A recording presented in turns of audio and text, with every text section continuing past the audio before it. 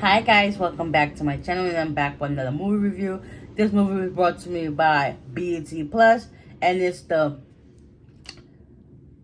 Tonesa Welch story, First Lady of BMF. If y'all don't know what BMF is, it's Black Mafia Family, and if y'all don't know, 50 Cent got a whole show, BMF, and yeah, so let's get into it. So Tonesa Welch is, I believe, she was the girlfriend in the movie, girlfriend to this drug dealer named Harvey, but he went by H for short. Um and when she met him, she was already a teen mom. Her baby daddy was in prison. So her baby was around that time, I think like 3 years old. Her name was Marlon. And her mom, she lived with her mom and her stepfather. Her stepfather was really strict, but he just he just wanted the best for her and her child. So instead of like staying home watching her son, she will always have her mom watch him, and and her stepfather would be like, "No, that's not what you need to do."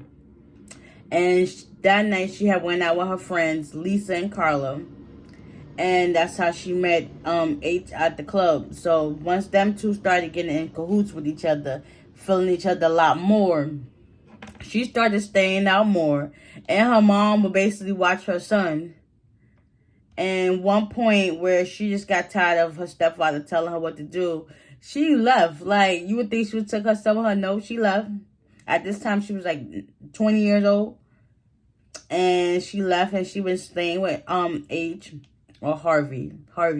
And he basically put her onto the game of how to, but first he gave her the job as writing checks, basically scamming people. And she did that. She did well. She had money in her pocket. Then she would go visit her son from time to time. But she really wanted to be about that life, how did they move the product, make the product. And she wanted to be in that lifestyle. And Harvey was like, nah, you just need to learn how to stay in your place. So eventually she was brought up an idea like, maybe we should like move this to the West Coast. He like, I saw it in his face as that scene came. Next thing you know, he slapped her, and then she was just like, okay. So over time, she still stayed with him. She started, doing the business or whatever, but she, tried to minimize it. Then one day, her friend Carla, basically her boyfriend does the same thing as Harvey. He slapped her, and she came over to the house. So Carla and Lisa was with Tonesa as they came. Then they went back to Carla's boyfriend's house, and they took Tonesa took both of Harvey's guns and gave one to Carla.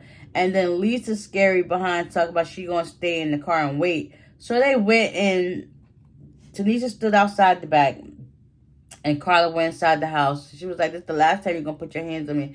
And she started shooting. She missed blanks. All of them was just blank spots. And he was running. He eventually ran out the house. He ran out to the back where Tonesa was, and they both let him get away. Like, what the heck? How y'all both gotta go? Let him get away. So he get away. They running through the neighborhood or whatever. And then at one point he ran to the car, and Lisa was just like, "Oh no, he tried to get in the car with me. Now I'm good." Like, what the heck? How you about this life, but not about this life? Like, you talk a lot of smack, but you don't back it up. So anyways, they let that go. And, Tonesa goes back home. And the next morning, Harvey's like, "Where's my guns at?" And she was like, "We ain't even killed nobody," and whatever. Next thing you know, he starts choking the life out of her. It was like, "Listen, you might need to feel what it feel like to lose a life." And at that moment, she was like, "All right, I'm going to figure out a way to stand up to this guy." Because basically, he was abusive. He gave her the world, but at the same time, he was very abusive and controlling. So she ain't like that. But at the same time, she was still young. So she would go back to her mom's house from time to time. Around this time, business is going good.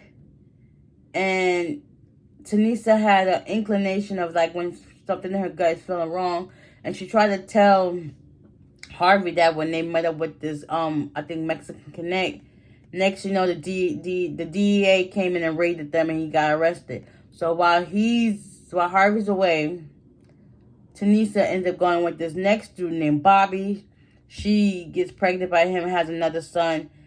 And that was that. Like, she was messing with him. Next thing you know, a few months later, or 10, 11 months later, Harvey gets out, goes to the house, finds out Bobby's there too with the baby. He was like, listen, get out of my house. So he was like, listen, you're mine, and this baby is now mine. So things started going good with them again. And, you know, Tonesa was putting money in their pockets and stuff like that, and food on the table.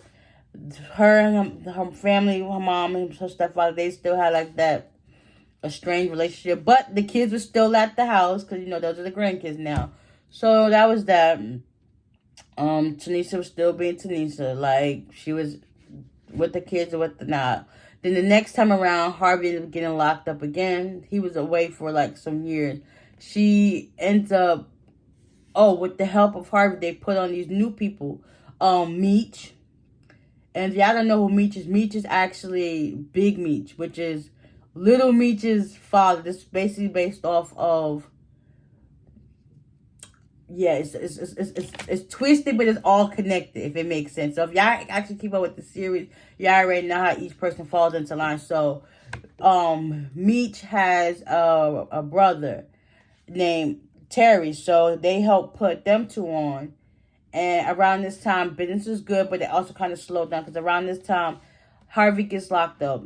So now the business is slow. Terry starts liking to Tonesa while Meech is back doing whatever he's doing. And, you know, things start going good business-wise. The money's flowing in.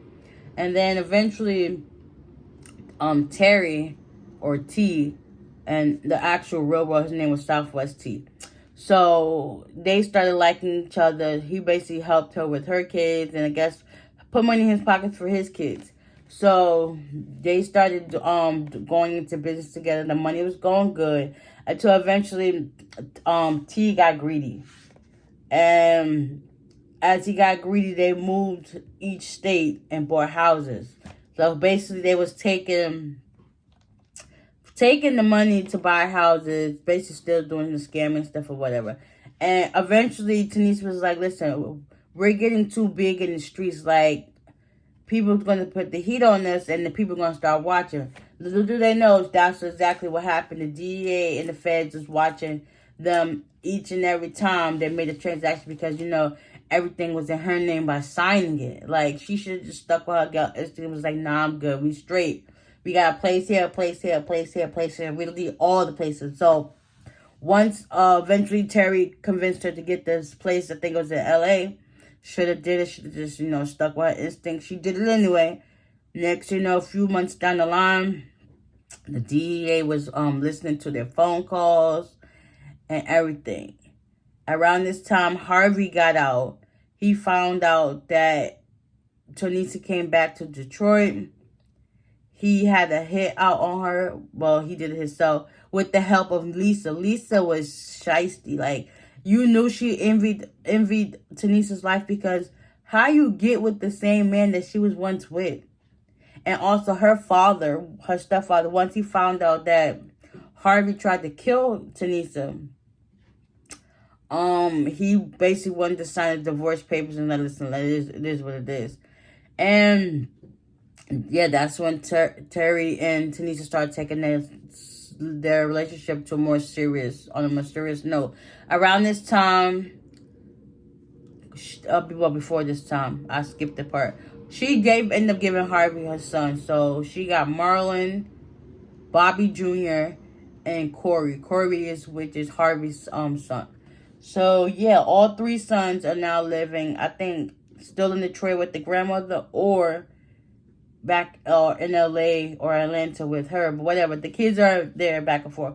So business is going good. Terry eventually corrupts Tonesa's son, Marlon, the oldest. She didn't even know that behind her back. And her nephews.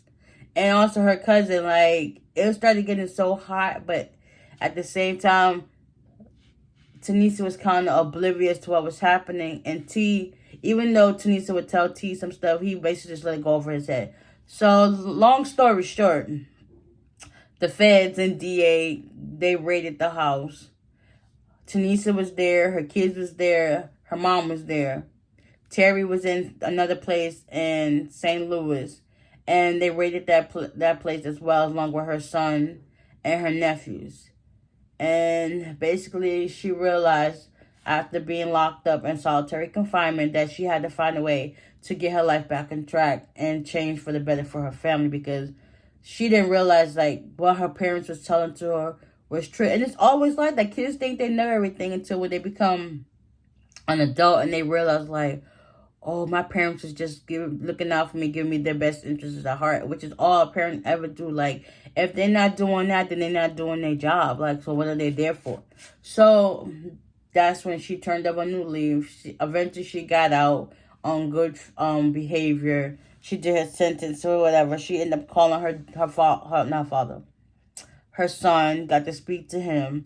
And as far as Terry, she didn't really want to have nothing to do with him because she thought it was his fault why things happened. When in actuality, it was her fault for allowing him to come into her life, disrupt what she had going on, and basically dismantle her whole empire. Money, fame, whatever. Everything just went downhill. So eventually, she did apply to work when she got out. Eventually, they found out that she lied on her application. Then she started to do some more change and whatever. She found an outreach program to like working with women, telling her story, be an advocate. Oh, sorry.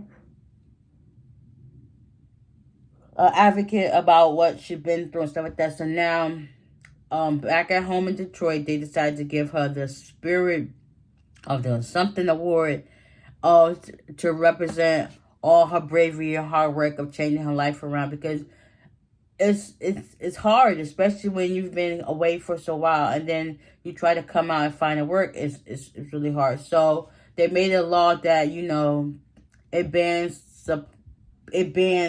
on job applications asking about their felony record, because they want everybody to sustain and get a good paying job without having to be reminded of their past. Like, you live and you learn, okay? Let them, you know, see the present, see the future for better of themselves and their family. So that was that.